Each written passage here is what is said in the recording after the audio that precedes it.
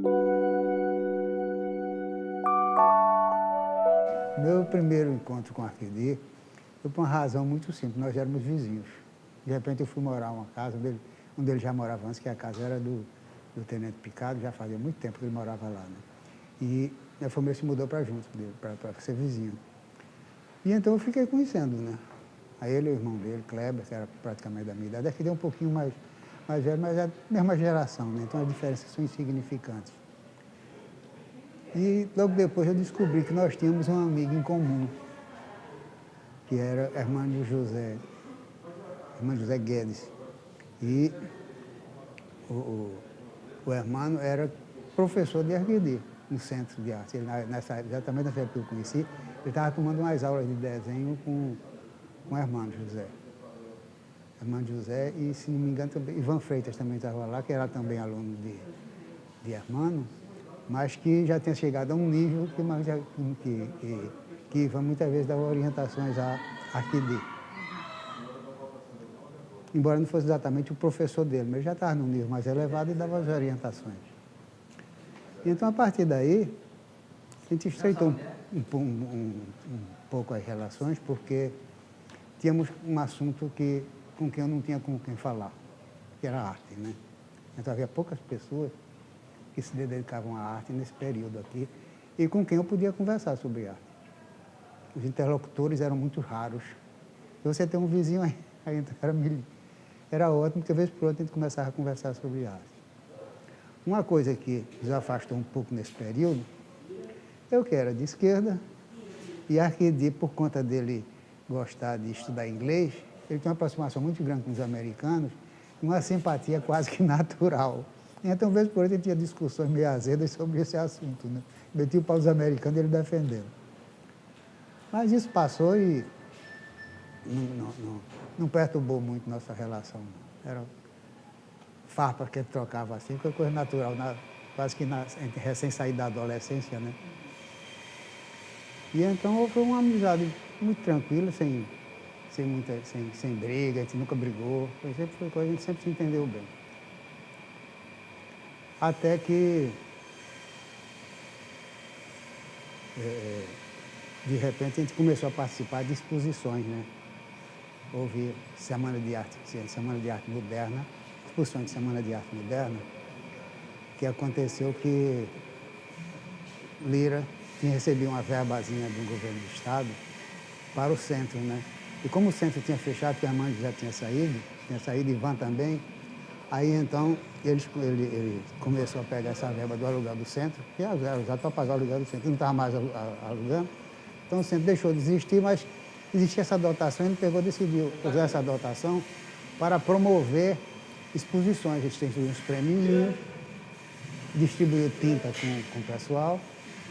Então cada um foi para sua casa, pegou aquelas tintas de grafite, crayon, papel, tela, essas coisas, e foi pintar e fez negócio, e foi feita exposição. Isso foi um pontapé inicial fantástico para o desenvolvimento das artes aqui. Porque praticamente tudo começou aí depois, né? O resto tudo veio no desenrolar desse fato, né? Dessas exposições. A primeira e a segunda exposição. Logo a seguir, aí então foi criado o Departamento Cultural da Universidade, que teve uma importância muito grande no processo de desenvolvimento artístico da cidade. Agora, o que aconteceu nesse período é que,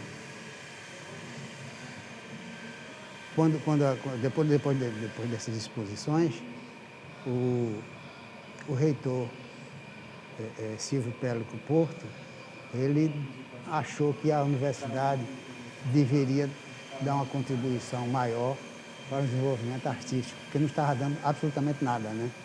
Então ele dizia, quanto à questão de formação de profissionais, a universidade está indo até bem, pode melhorar, o que não pode é ficar em zero no setor de arte, tem que dar algum estímulo. Então foi criado, ele estava com a ideia de criar alguma coisa assim. E então foi feita uma reunião com alguns artistas, o Arquidi foi convidado e mais outras pessoas. Eu não soube dessa reunião. Aí então o Arquidi ficou designado de criar de convidar um grupo de artistas para serem professores no Departamento Cultural da Universidade. E então foi feito, era um negócio muito precário. Na época a gente ganhava o salário de professor de arte na universidade, era praticamente o salário mínimo. E tempo depois ficou abaixo do salário mínimo. E a gente dava aula para valer. Viu? Era um negócio assim, eu, por exemplo, tinha uma carga horária de cerca de 8 horas diárias de aula. De segunda a sexta, era todo dia. Porque foi uma coisa que espantou o reitor quando ele foi dar a primeira aula, né, de inauguração do curso do Departamento Cultural. Foi que ele chegou e disse: eu fico satisfeito de ver que realmente havia uma expectativa em torno da criação desses cursos. Porque você veja que nós temos aqui cerca de 300 alunos matriculados. Aí disse, isso é mais do que o corpo discente da universidade, dos cursos que tem maior afluência aqui, que é o curso de filosofia. Muito embora que muita gente debandou, né? Pensava que a coisa era muito fácil e não era tanto. E afinal, como diz o irmão José, ser artista não é para quem quer, é para quem pode. Não em termos de financeiros, mas em termos de você ter talento e alguma habilidade, né? Não era curso de desenho superior, não era uma escola de belas artes. Era um curso de extensão.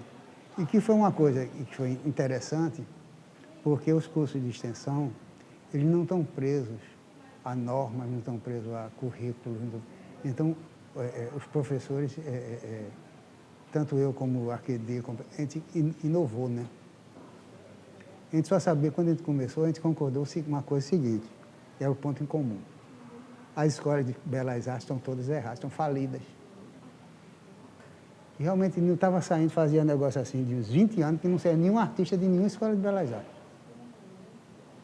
Não pode dizer que um curso desse seja um bom curso, né? Isso no país inteiro. Não se conhecia nenhum artista de renome que tivesse saído nos últimos 20 anos de uma escola de belas artes. Então, bom, já que a gente sabe que as escolas de belas artes estão falidas, vamos fazer diferente delas. Aí a gente começou a usar, ensinar o mínimo de técnica para os alunos e já deixar eles começarem a criar livremente e sair corrigindo a partir daí. E até que funcionou, porque surgiu muita gente boa dessas oficinas que a gente estava fazendo. Você lembra de nomes de pessoas que ainda estão atuando hoje? Tem um agora que deu um lapso de memória, que o cara que é meu amigo. É Flávio Tavares.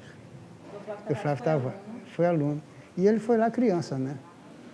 Foi lá criança, então era aluno de uma turma infantil. Aí o Raul chegou, botou o olho no trabalho dele e disse, não, ele está pintando como gente grande, passa para cá.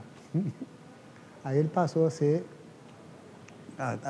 ter aula junto com os adultos, porque o nível dele já tinha subido o suficiente, né?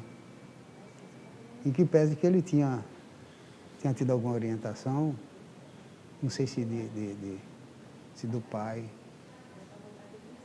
Eu vi o Flávio falando de que o pai dele tinha dado uma certa orientação para ele. E como é que saiu desse curso de extensão para existir o curso de graduação? Porque teve um momento em que o curso de educação artística esses cursos de extensão terminou acontecendo o que todo ano a gente repetia a mesma coisa, era um curso de iniciação. Era um curso de iniciação que ficou funcionando da seguinte maneira, o cara vinha, aí no outro ano vinha se matricular de novo no mesmo curso de extensão. Alguns se aprimoravam e outros ficavam só fazendo, terminou juntando dentro da universidade um bocado de madame desocupada que não sabia, não tinha o que fazer, não tinha talento, ia para lá só para fofocar e para ficar pintando. Chegava lá, ficava pintando e conversando e fazendo fofoca. Aí foi quando foi criado, foi detectado esse problema, aí veio a solução que foi a criação do núcleo de arte contemporânea. E aí deu outra sacudida, né? Porque esse curso quando a gente foi feito esse curso de extensão do Departamento Cultural da Universidade, o modelo a ser seguido aqui era Nevinha Araújo, que é uma pintora clássica, acadêmica, coisa e tal, que não tinha, inclusive, não tinha nenhuma técnica muito boa, né? Ela pintava, mas ela não tinha conhecimento técnico, ela nunca teve, né? Então, era uma coisa muito intuitiva, muito primária e não era muito bom. Não era uma boa pintura. Mas esse era o ponto alto que se conseguia na cidade, era Nevi Araújo, que era a grande artista da cidade. Então, com esse negócio do departamento cultural, a gente deu uma sacudida e começaram a aparecer alguns artistas para valer. Mas como aconteceu isso, a própria dinâmica do curso, em vez de ficar, porque também eu saíram outros professores também. Eu saí não, fui saído, né, por causa da revolução, entre aspas, né? A revolução conservadora é uma coisa que não existe, né? O golpe militar me tirou da universidade e aí eu fiquei marginalizado com relação à produção de arte aqui no Estado. Mas o que aconteceu é que, como esses cursos se degringolaram em ficar servindo somente para madame desocupada no final das contas, foi detectado esse problema, então se decidiu fazer uma renovação total disso aqui e foi criado o Núcleo de Arte Contemporânea, que absorveu esses cursos e as verbas que havia desses cursos e começou a promover, foi quase que um tratamento de choque, né? Isso começou a pegar gente de vanguarda e começou a expor aqui na cidade. E houve uma reação, inclusive, a muita gente que já era artista, que estava pintando, que ficaram furiosos no início. E isso não é arte, não sei o quê. Essa questão do curso de educação artística, ela quase que coincidiu a criação dos dois. Foi criado o curso de educação artística. O curso de educação artística não foi uma questão de querer promover as artes. Não foi decisão daqui da universidade. O que veio foi lá de cima, do Ministério de Educação, para dar uma resposta à Lei de Diretrizes e Bases, que criou o curso de Educação Artística nas escolas. Então, alguém tinha que formar os professores. Só que curso de professor aqui no Brasil praticamente não existe no ambiente das universidades particulares. Não existe, quase pouquíssimas universidades particulares têm curso ligado à formação de professores. Porque, como a remuneração do professor sempre foi muito baixa, aí então o pessoal que tem um poder aquisitivo maior, que quer manter o seu poder aquisitivo, não quer ser professor. Principalmente professor no ensino médio e fundamental. E então isso foi criado de cima para baixo, né? O curso de educação artística foi criado de cima para baixo. Não foi a questão de estar ligado. Chegou no momento, coincidiu, né? E que a universidade tinha detectado que havia problema com seus cursos de extensão, que estavam funcionando. Não estava produzindo artistas mais. Aí então foi que decidiu fazer um tratamento de choque nisso e começou a se fazer exposições de artistas de vanguarda. O que tinha de mais avançado em termos de vanguarda no Brasil na época, o mais representativo da vanguarda da arte brasileira foi o Victor por NAC. Tanto que o NAC criou uma importância muito grande no Brasil inteiro, entre o pessoal de vanguarda, que todo mundo queria, todo artista de vanguarda queria expor no NAC. Passou a ser referência. Os caras chegaram até quando houve uma restrição de verbas para o NAC, que o pessoal não podia bancar da passagem, podia conseguir as passagens, mas não tinha como oferecer estadia. Então o pessoal vinha, ficava hospedado na casa de Raul Córdova, que geralmente era uma pessoa que eles tinham conhecido, que eram amigos, se correspondiam. Então eles iam ficar hospedados na casa de Raul Córdova, na casa de Chico Pereira. E aí, muitos deles até pagavam para trazer, pagavam o excesso de bagagem do desenho das pinturas que eles iam expor aqui. Trazer o material dele por conta própria. Porque era uma referência, eles queriam colocar no currículo dele que tinha exposto no NAC. E eu sei que a Arquidi, ele tem um papel muito bom, muito forte nisso, nessa criação do departamento cultural. E foi aí que, então, logo quando aconteceu a primeira aula, ele veio me confidenciou que estava muito nervoso para dar a primeira aula. E então eu tinha tomado uma dose de cunhaque, aí melhorou. Aí, como ainda estava muito nervoso, aí tomou uma segunda dose de conhaque e aí deu uma aula maravilhosa. Eu vou contar isso como se tivesse descoberto uma coisa maravilhosa. Você acredita que você precisa tomar muito cuidado com isso, porque você não pode condicionar a sua sobrevivência, o ganhar pão de cada dia, à bebida. Porque um dia você vai ter que beber quase diariamente para poder dar aula. Quando for depois, essa questão de você ficar bebendo quase diariamente, isso vai afetar teu fígado, vai danificar a tua saúde. E um belo dia o médico vai dizer, se você não parar de beber, você morre. Aí você vai ficar com um dilema cruel, porque se parar de beber, você vai conseguir dar aula. Se não dá aula, não ganha dinheiro, não vai conseguir sobreviver sem ganhar dinheiro. Aí então é uma coisa cruel que você está fazendo, iniciando, é bom parar. Não sei o quê, eu tenho cuidado, não sei o quê. Mas aí aconteceu que ele terminou ficando dependente realmente de álcool para poder dar aula. Ele ficou bebendo com uma frequência que não devia acontecer, né? E teve uma cirrose, ficou internado.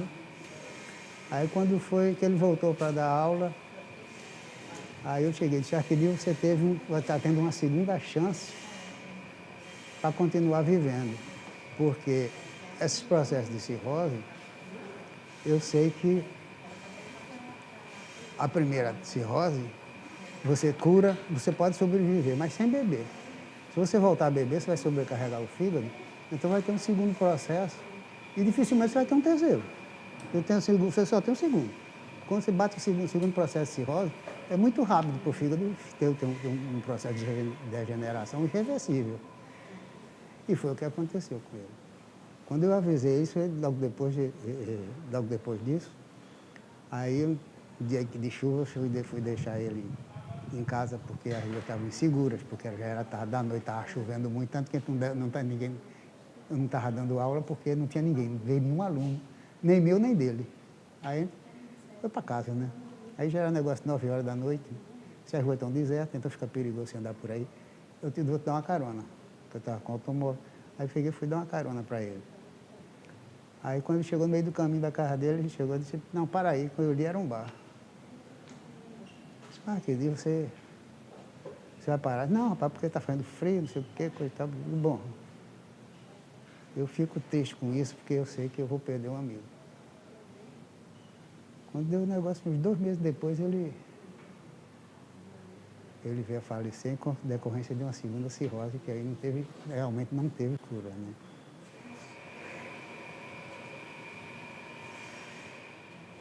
Bom, eu não tenho um conhecimento aprofundado na parte de arte bidimensional, né? Meu interesse sempre foi em arte tridimensional. No entanto, o Arquidio, ele tinha um desenho muito interessante e muito peculiar. O traço dele era uma coisa simplesmente fantástica. O domínio que ele tinha do desenho, ele fazia um desenho extremamente simples. O traço dele, com o traço que ele tinha, o desenho fluía assim, quase que de uma maneira natural, intuitiva. E ele era muito bom, sempre considerei ele muito bom desenhista.